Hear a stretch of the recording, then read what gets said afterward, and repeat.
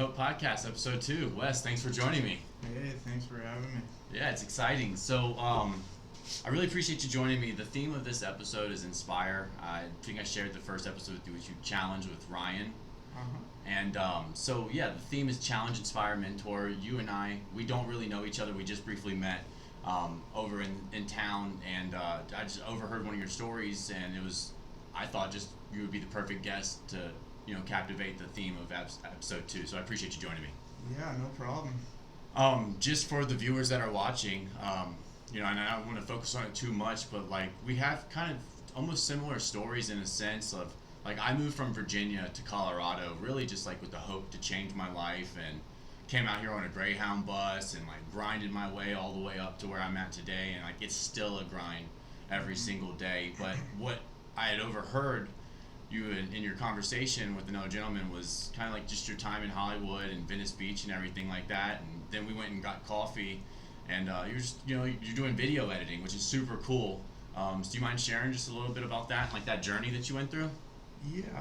Well, I'm not really doing video editing right now. For a while I was on YouTube. I strung lacrosse heads for people on the internet, and I taught them how to string lacrosse heads. But that Venice Beach story that you overheard, I don't know, I was going through not rebellious, but kind of the idealistic teenage years where I wanted to have an adventure. So I decided to hitchhike out to California and do that, even though it's the time of Uber and Lyft and stuff like that. And Craigslist, rideshare was a thing at the time too, but wanted to do it old school and put my thumb out and head out there and have an adventure. I had a backpack, one-person tent. Right. I had a bunch of video editing equipment because I kind of wanted to make it out there like a lot of people do when they're young and they're idealistic and they think they can just go out to Hollywood and start making movies, and for some people it probably works that way, but my experience was a lot different for sure. Right, and I'm sure that a lot of viewers can relate with the desire to just go out and catch adventure and experience life firsthand. So it's really cool that super brave that you were able to do that, and even though it didn't work out the way you expected it to, but it's still great that you got the experience because I'm sure it taught you a lot. Oh yeah. Yeah. Everyone's got their own views and things, but for me, it kind of I learned a lot more about trusting the universe. I like to use the word the universe or God or whatever you want to say. Sure. But let me just, for the people watching, kind of review what happened. Is when I got out there, and it's funny I say trust God when the first thing I'm going to say is I trusted the wrong people, and I left my backpack with them with thousands of dollars worth of equipment, all my stuff, all my clothes, paperwork, everything, wallet, and I let them watch over it for a night, and they ran off with it. So that was my first day in California. I ended up there with absolutely nothing. So I was kind of worried about that happening the whole time I was going out there. I had all this expensive stuff. I kept thinking, oh, it might get stolen. And then once it got stolen, that wasn't something I really had to worry about anymore. You almost felt free from the worry. Yeah. Yeah. It's so funny. I heard this quote yesterday. What's a mistake without a lesson? Yeah. So you just got to go through these experiences and live through them and just be happy to live another day and share the story. Money will come and go, but the memories last forever. Yeah, exactly. Yeah. And it's so funny, like it's so ironic actually, because I just had like a huge test myself. So I've been meaning to go to Yellowstone National Park for like months now, almost a year. And because I've started a couple businesses and trying to close my first real estate deal as a realtor, like just every 2 weeks I'm like, oh, I'll just push it back. And it's October now, so it's like they're going to be closing the park road soon. So I was like spontaneous Monday, I'm gonna just go take a trip up there, and like my vehicle has like a brakes recall that it just came through as a notice, and so I've been riding around with that recall for like a month and a half, and constant worry about when is this thing gonna just blow up in my face. But everything's been all right. So then I take this trip, and literally like 4 hours into it, in the absolute middle of nowhere in Wyoming, I hit an antelope. Mm. like an adolescent antelope. I mean, thank God it didn't go through the windshield or like completely crush in my front end, but its Mm. antlers punctured my tire, and I knocked my car out of alignment. But I was able to get a spare on super quick, and like 10 miles down the road driving on the spare because the car was out of alignment, it popped the tire, the spare. So like I'm like dire straits, and everything that I was worried about the whole way up there about the brakes recall and stuff, and then this smacked me in the face. But luckily, I found a well, I didn't find. He found me. Passerby or just nice guy just stopped and made sure I was okay. But he went above and beyond the extra mile. He helped me get to my hotel that I had booked, which was like I was 80 miles away from the closest town. Mm. Not a blip of cell phone service. I mean, like no man's land. Yeah. And Gary, if you're watching this, thank you so much for the help that you provided me. I would probably still be walking into town right now if it wasn't for you. You were an angel, so thank you. But yeah, he got me to my hotel. I made sure that I had to wait because the tire shop that I used was like they had a location. Luckily, the next town over. So he helped me get to the next town over the following morning. The guys at the tire shop was able to get the repair done and get me back on the road like a day detour, but I got to meet some incredible people. And so I say all that to say this, like in your journey, like did you have any kind of similar experience where like you kind of almost met like an angel in human clothing? Yeah, well, it's funny that you mentioned that because that definitely is relating a lot to some of the experiences that I had. So I wasn't necessarily homeless when I went out there, but I didn't have a home. My home was back in Colorado, and I could always fall back on that. So that's why I don't ever want to pretend like I was homeless, but I was on the street when I went out there. So Right. the first night I made it to California, I spent on Venice Beach, and I was around a lot of homeless people, a lot of people that just live out there. The first night was really fun. Like there was a bonfire and people playing drums around the bonfire, and we stayed up all night. And I actually caught a little sleep around the fire. And in the morning, I kind of saw what the homeless did, and I mean, I kind of was one of them at the time, like I said. But I met a lot of these people, and they showed me where to go for breakfast. So I guess kind of relating to your story, when you're out and you need something, it seems like the universe will give you those signals on where to go or what to look for. I mean, these people are surviving, obviously, so. Yeah. But until you need those things, it doesn't seem like you're going to be looking. Obviously, you're not going to look for a tire shop unless your tire is broken or popped or whatever. Right. But yeah, it just seemed like everything I needed would come just consecutively one after another. So I got led to a place to get breakfast. This place, Bread and Roses. While I was there, and it's also how you portray yourself. You know, when you have needs or you just don't look like you belong there. I guess that's coming a little later, but from Bread and Roses, I got a breakfast. From there, someone recommended a place to get a shower, Right. so I went and got a shower. And while I was there was somebody from the homeless shelter. It was, I guess, a new program at the time. It was called PATH, Okay. Homeless Shelters, and they're trying to provide a path to get off the street. For sure. But they saw me and I didn't look homeless, and so they're kind of like, you shouldn't be on the street. This is kind of dangerous for you. So I only spent one day out on the street, and actually that day we did everything that you would do if you're broke and everything. So I was hanging with these homeless people. We were asking for change on the side of the road, Right. and that gave some lessons too. I noticed when we were actually hungry, it's a lot easier to ask for food, or if you actually need money, it's a lot easier to ask for money Right. to get whatever you need when you don't need it, because after a while people gave us money and people gave us food and we were pretty happy. And I mean, at the time they were smoking weed, people gave us weed. Right. These guys, I mean, they got a bottle, they're drinking and stuff, so they were actually having a great time. Like after a point, they were fed, they're high, and they're drinking, and kind of partying Life is on the good. street, yeah, and they're joking and having a great time. Yeah. And obviously, at the end of the day, you don't have a house to go home to. So, but they were happy with that. They're content with that. The people that I was hanging out with. Um, so, pretty much their needs were met for that day, and they would do it again the next day. And I ran into them a few times because. So yeah, so from Bread and Roses, I got a shower, and from the shower place, they hooked me up into Path, and I went straight to a homeless shelter. So I spent 3 months there.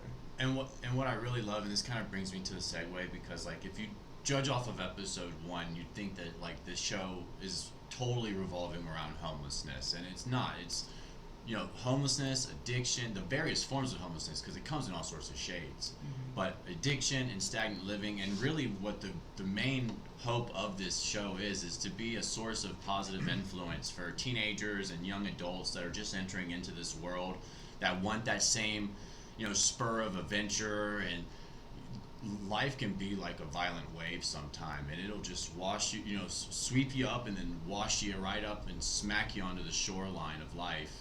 And one thing that really resonates with me in your story is we weren't going to accept our situation. Sure, we got ourselves there. No one can blame but ourselves. But we decided immediately or near immediately that this is not the life that I want to live, and made conscious steps to go in a different direction.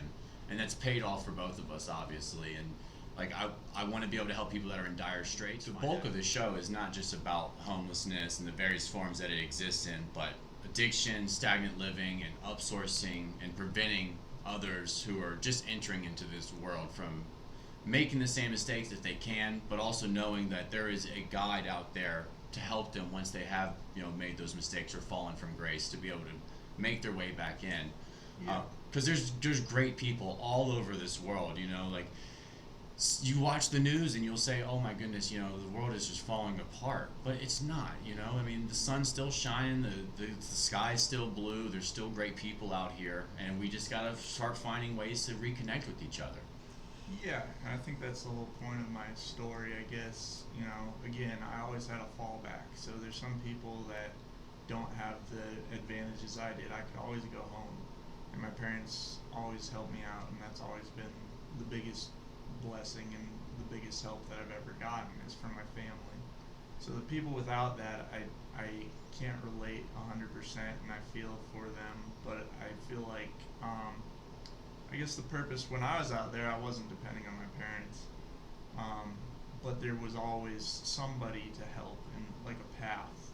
And that's why I think it's so appropriately called a homeless shelter path. Yeah. But it's you gotta be willing to take advantage of those kinds of things. So yeah, when I was in the shelter, they gave me a place to stay. They give you 2 months, but I got extended to 3 months. And I don't know what kind of programs around here, and I know you don't want to relate it to homelessness, but that's when I found myself most in need of things or a path or a way. And it was just interesting how that opens up when you're looking for that way. Right. And I think a lot of people know where to go for like resources, or if they need food or a shelter for the night. And sometimes some places might not provide all those things that you need.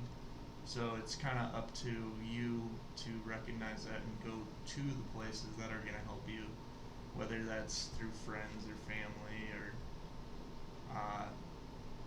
just public resources, whatever's available. So For sure. I guess the hope in this whole story, at least in California, is there was like a way and there was resources, and a lot of people, some people take advantage of it and they don't use it in a way to get out of that situation. But I saw several people who did. So Yeah, and this actually, this is flowing beautifully, because this leads me to the next point. Is like the theme of the show is challenge, inspire, mentor. Challenge you to do better, because like you said, there are a lot of folks who are taking advantage of the resources that are out there. And even in Colorado, because I've started to get my feelers out there to see what's available, and there is. I mean, like when I moved to Colorado, I didn't do any research whatsoever. But I mean, Colorado has one of the best public transit systems in the entire country. Like you can move here without a car, get a job on the other side of town, and you know you're going to be able to make it there every single day on time. Well, Fort Collins is one of the best. Yeah, Yeah. and just it's incredible. And public transportation is just one aspect of it, but the shelter systems between rescue mission and the Murphy Center over on North Side, there's a lot of resources available, and you got to challenge yourself first to like, all right, I've gotten myself here, but now I got to get up. I got to start moving. I got to start doing things, and I got to start looking. Flip. Way I like to use the analogy is flipping rocks over. Mm-hmm. You got to keep on flipping rocks over until you find that one seashell that you're looking for. And it's an everyday grind to keep on flipping rocks over, finding the seashells that you need to where you can make whatever it is that you're trying to make out of it. Yeah. And so challenge is a big aspect, is like, and it's a delicate thing because when someone's down, it can be hard to say, hey, you need to do this. And you don't want to shame someone into change because that will never work. You got to love them and have compassion and be there as a mentor. So I actually started a nonprofit organization, and I'm in process of earning my 501c3 tax exempt status, called the American Revitalization Initiative. And its tagline is revitalizing America's greatest commodity, its people. Because the people are what make a nation. The people are what make a community, and strong people make a strong nation and make a strong community. And so my thought was, me being a self-resolved member of the homeless community, if I can pull myself up and turn to the man to the left of me or to the right of me and offer a hand to help them up, and then they can in turn to their neighbor offer them a hand up, we can rise ourselves all together, and we can rebuild and almost rejuvenize the American spirit. Because like if you just focus on what the media says and all these different outside influences, it'll beat you down and wear you down and feel like just give you a feeling of pessimism. But if you really look and you just slightly adjust your lens that you look through life at, you can see that there is still a lot of optimism in the world. There are still plenty of people who care, that are reaching out, but you got to meet them halfway and extend your hand too. So full transparency, this show is a for-profit operation, to hope to be monetized in time and things like that, but it will work in congruence with my nonprofit, the American Revitalization Initiative, and I call it the ARI for short. But the ARI, it serves as, it's going to be a program where you have to apply to be accepted. It's a mentorship, it's an advocacy and an outreach group, organization. And I mean, I'm already working on my first initiatives to get fundraising for our first initiative, and so there's a lot of things coming down the pipeline. But my whole hope and mission with this show is not just to entertain people and shine a light on an aspect of society that really doesn't get the true focus that it deserves, but to really generate solutions and be creative and not just be throwing money at a situation. Because I know California has a lot of resources, but like I read, from 2021 to 2022, they spent like $7.2 billion on homelessness. And I feel like if you just gave that to the people and, even just made them go into some program where they had some sort of supervision, maybe we could have made a huge dent in it, but it doesn't seem to be making any progress just throwing money at a situation. I don't think money has solved any problem. I think human effort has solved any problem. Yeah, I agree. I think it's very important those resources are there. Maybe that's what it costs. In my opinion, I don't think that's a problem. Yeah, it's going to be expensive. And like I said, a lot of people take advantage of it. But anyone can wind up there, and that's where you want those resources to be.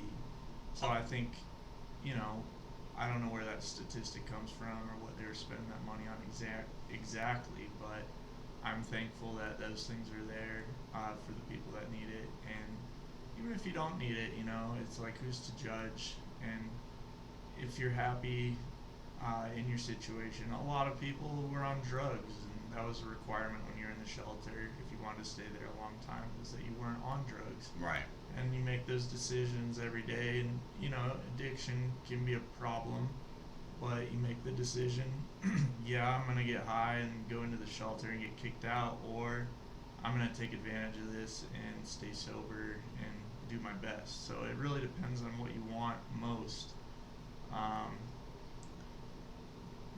if you if you don't play by the rules, then the consequences are what they are. Right. And I agree with you. I'm an advocate for social welfare. I don't think, like, I'm not a cold-hearted person that thinks that just because you got yourself in a bad spot, you don't deserve just basic human needs. But there's a fine line between it too, because it affects the society as a whole. But at the same stroke, just like you said, anybody can end up there.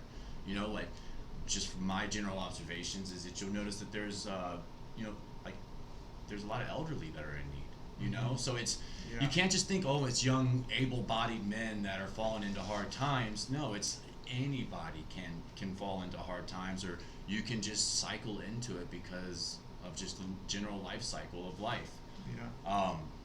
So it's a complicated situation, and I was actually at a city workshop meeting a couple weeks ago, and because of the pandemic, there were a lot of funds that were made available, but those funds are going to be exhausted actually at the end of, I believe, 2024. And then in Fort Collins specifically, just Fort Collins, there's going to be $1 million shortfall on budget to be able to continue the programs that they've started, which that's a big gap to fill. So me hearing that, my thought is we have to start getting creative. We got to start thinking of more innovative ways to not just throw money at a situation, because yes, to have the resources there, that's great, but at the end of the day, if the human effort is not behind it and matching the money, then there's still going to be a shortfall somewhere along the lines. And this is just the start. I'm not an expert. I'm just a guy that's been through it, trying to help someone else out. And I recommended this to Ryan, the Admiral McRaven University of Texas speech. Like, that speech just gets me fired up. Like, anytime I'm having a bad day, man, I listen. It's 19 minutes, and it's well worth the 19 minutes. And like he starts it. Like, their slogan is, "What starts here will change the world." And he talks about how the average person in their life will meet 10,000 people, and if you could just change the lives of 10. If every person could just change the lives of 10 people that they come in contact with in 8 generations, that can be extrapolated to changing the entire world. Yeah, I think there's a universal consciousness, and every interaction you have in the world matters. So I think a lot of change comes internally when you walk out into the world. And it kind of comes with what I was saying. When you're looking for a solution, you're going to find a solution. You're going to see the solutions.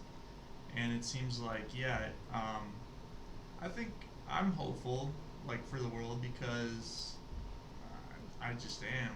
I think there's a lot of positivity, and it's how you look at the world. Absolutely. And there's a lot of advancements going on and stuff. So, yeah, it's nice. Sometimes you'll get down or whatever, and I have bad days where I get into a negative mindset, and you might be spreading negativity, but the world is an ebb and flow, Yeah. And it's great when you can kind of recognize the energy you're putting out, and if you can be a little less selfish and to bring, whether it's with a smile or whatever someone needs when you really see a need, to help them out, or just talking to somebody. I think that's the biggest one, just talking to somebody and being positive and encouraging people instead of discouraging or teasing. It seems like teasing happens when you're a kid, but it also happens as an adult. It's like, you can bring people up, you can bring people down, but it all comes around and keeps on giving. Absolutely. So I think most people want to live a positive life, and I think overall, it really is on your perspective. You can see the world as doom and gloom, or you can see it all in a positive light. And the fact that you wake up every morning is something. I guess counting your blessings. There's that, The Secret or whatever. Right. I watched that movie. Never read the book, but the whole attitude of gratitude is what resonates most with me, because I was hearing someone complain about their life yesterday. He's a bartender, and he was saying how he wants to be a dancer and all this stuff, and how his life isn't where he wants it to be. And it's like, life is full of moments, and you're never always going to be exactly where you want to be. But when you take a little gratitude and just acknowledge that, you do have a job, or if you don't have a job, you did wake up. Right. And you always have, maybe you've got an addiction and you're worried that you're going to be drinking and you're going to waste the day away. It's like, well, you have that option and you woke up sober, or maybe you woke up with a hangover, but you have the option every day to move in a certain direction. So the fact that you woke up today is a blessing. And I think that's where change can start, is by just acknowledging what you do have, because it's so hard. Sometimes it's so easy to focus on what you don't have, but you can't build off of what you don't have. So Right. it seems like, yeah, the attitude of gratitude is something I've been working on. Focus on the snow, not the trees, right? Yeah. For a Colorado analogy, now that we're approaching ski season. And it's this is, and I'm sure you probably have the same kind of thing where like there's certain moments or just phrases that you've heard throughout your life that just have stuck with you. My high school principal, every single day for 4 years while I was there, at the end of the morning announcements, she would come on after the people doing the announcements, and she would personally say, make it a great day or not, the choice is yours. Like it's your choice. Every day you're given a chance and a choice, and you're right, it's about how you focus your perspective and your lens that you look through life. And you can focus on the trees or you can focus on the snow, but either way you still got to get down that mountain. Yeah. So it's all on how you make it. And Sometimes there's a lot of obstacles and you have to overcome them, but usually there's a path laid out. Like I just got a DUI on New Year's, and it's been a learning experience. I definitely was abusing alcohol in a way I shouldn't have, and now I'm paying the consequences. Right. And it's been a large struggle and a big hurdle to get through, but I'm just doing everything I can, and number one is to stay sober. Right. So, and with that gratitude, you start to find things with sobriety. It's like, well, now I'm saving a lot of money there, and actually I don't drive now, so I'm saving a lot of money there. Right. Like not paying car insurance, not paying.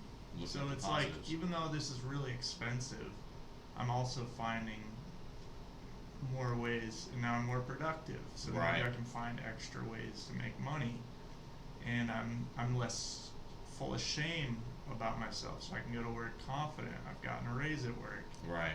It's like, Negatives can spin a positive easy. yeah, if you're looking for a way to make more money, there is a way out there. Yeah. And you kind of, like, yeah, I think the shame was what kind of was getting to me. It's like I was afraid to even go into the world, go into a job interview, or if I did, I was kind of faking my way through it or whatever. Sometimes you get lucky and you get that job. Right. And then whether you keep it or not, it just kind of comes down to it. And with this incident that happened in Wyoming just a couple of days ago, I'll be honest, it was I'm almost three years sober off of alcohol, and it was my first real test of sobriety. Because I'm no longer under supervision. No one's testing my urine to see if I've drank. My car was completely in commission, so when I got to the hotel, there was no big deal to have gone down to the hotel bar and just have a drink to calm my nerves. And in the moment, I was very proud of myself, because I was like, I'm getting out of here. I got the tire off and the spare on in 15 minutes. I felt like a pit crew chief, getting it done. And then, the whole time I'm talking to myself to keep myself positive. I'm like, real men know how to change tires. Real men carry a pocket knife. Real men do this. Real men do that. Just to keep myself motivated and not let the shock set in. And then, you have a hour plus long conversation with a total stranger who's kind enough to give you a ride, so you're kind of distracted. But then you sit in that hotel room and you start to think about all the money you're about to have to spend, and how you weren't even really supposed to be taking this trip. And it was like the demons started talking to me, and it was like, you're right down here, just go down to the bar and get yourself a drink. 1 Miller Lite's not going to kill you. No one's going to know, but it's like, I'll know. Yeah. I'll be disappointed in And that's myself. your decision. Yeah.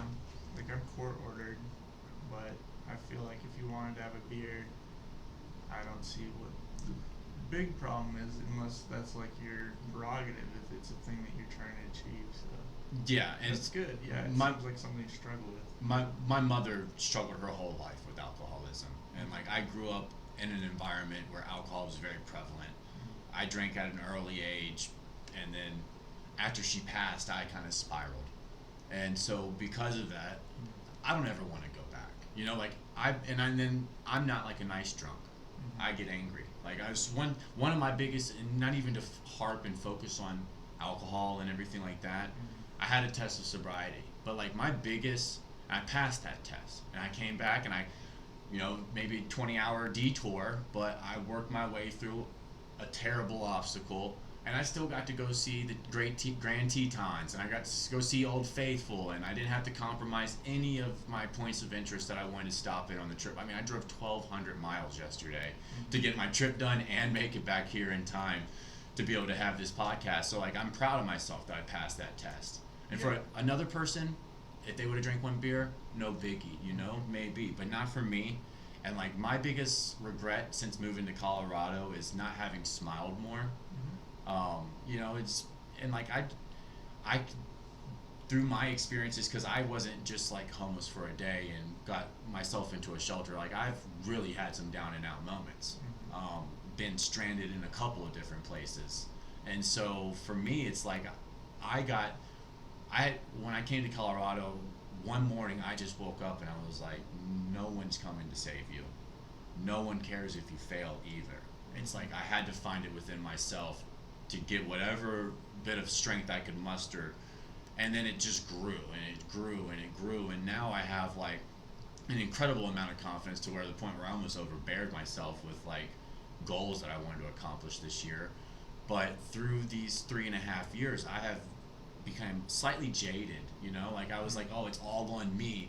And so like if it's not going my way, then I'm gonna stiff arm whatever is in the way, and it's like I don't care, I'm gonna run right through you like a locomotive because I have to survive, I have to get my needs met. I don't have anyone that I can rely on. I'm not going to these resources, I'm gonna do it myself type deal. And it made me jaded, and I haven't smiled as much as I probably should have. And so like that's my New Year's resolution, is just to smile more, like now that I've kind of gotten this spark lit within me and like trying to help others, and I got to keep a smile on my face, and I got to be that shining beacon of light for others that don't see it within themselves yet. And so I can admit fully that like I need to smile more. Yeah, I think it's good. Yeah, smile more, but you don't want to look like a crazy person. Right? Yeah, cheesing with the wide eyes. Yeah, for sure. Yeah. Well, I know we're right about the 40-minute mark, and I want to keep these episodes pretty light, just because it's a heavy topic. So it's been great having you with me. And is there any kind of closing remarks that you kind of just have or want to share with the viewers? I mean, yeah, I guess just to wrap it all up, it's there's a lot of positivity out in the world, and you gotta look for it. Yeah, for sure. And like if everybody who goes through that young age where they just want to get out into the world and experience life, I wouldn't say don't do it. Yeah. Do whatever you want. But know that the real world can definitely be scary. It can be dangerous too. Dangerous. I don't want to make light of the hitchhiking thing. I'm at the time probably 6'3". I'm a male. I think there's a lot of vulnerability. There's a lot of chances you're taking if you're doing something like that. I wouldn't recommend it like to anybody. I mean, first thing I got my backpack stolen. Right. When I was on the street, it's funny. Like I said, I trust God and the universe to provide, but at the same time, like I trust people way less. Like, don't be naive. People can be dangerous, and you gotta take care of yourself out there. And yeah, take care of yourself. Like the world is full of positivity, but it's also full of people hurting and people struggling and people who want to hurt or want to take. And so yeah, just I don't know. Be mindful. Stay strong. Be mindful, and do what's good for you. try not to do bad to others. I don't know. Yeah. Be mindful, but be aware, and know that if you go out and you have some sort of incident, that there are support systems out there. You just got to start flipping over those rocks and looking for them. And hopefully this show will gain traction, and we can really be a positive force for the young adults and teenagers that are coming into this world. Yeah, focus on what you want. You decided on some goals that you wanted, and you're seeking those out. And I guess the whole stories that we talked about today, sometimes you start at square one, and all you need is a place to stay, or an address or whatever, or you need a meal for the day. So it's like, yeah, keep your eyes on the prize. Acknowledge when you get those things, and take advantage of it, and keep dreaming, keep making goals. Keep that attitude of gratitude. You can only keep building up. Yeah, For sure. Well, thank you so much for joining with me, Wes. Yeah, It thanks was a lot. awesome to have you on. That was fun. Thanks, guys. Appreciate you watching.